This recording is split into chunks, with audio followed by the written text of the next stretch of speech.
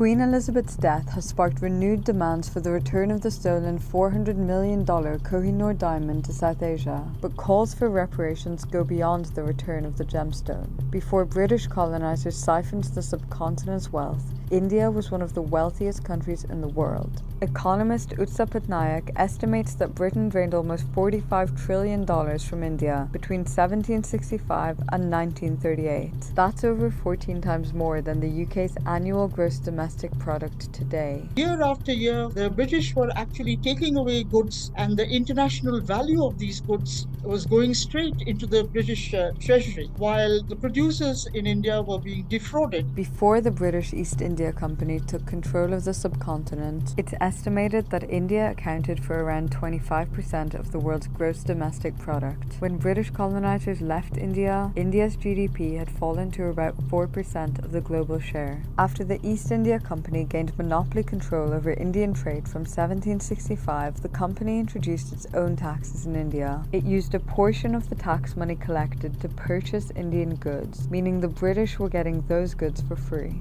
Those that they were cheating were not even aware they were being cheated. So essentially, they took enormous values of tropical commodities from India, which they sold internationally. So they got a great deal of gold and foreign exchange, which they kept for their own use. The British Crown took over direct control of India in 1858 and continued to cheat Indian producers and drain the country's wealth.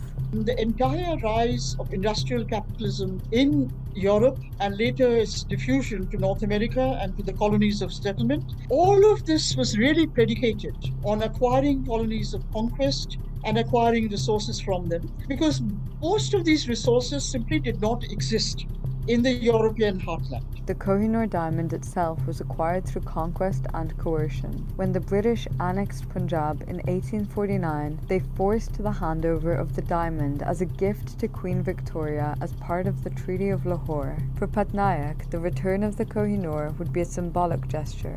A few jewels here and there really don't matter. I don't think it captures even a tiny, tiny fraction of what they actually took. When it comes to reparations for colonial crimes and plunder, Patnaik believes that advanced capitalist countries should set aside a portion of their GDPs to pay unqualified annual transfers to low-income countries. Nothing can actually compensate for the enormous suffering and loss of life. But I think it is important to talk about reparations and to demand reparations, because that will at least force people to look concretely at what happened in their respective countries.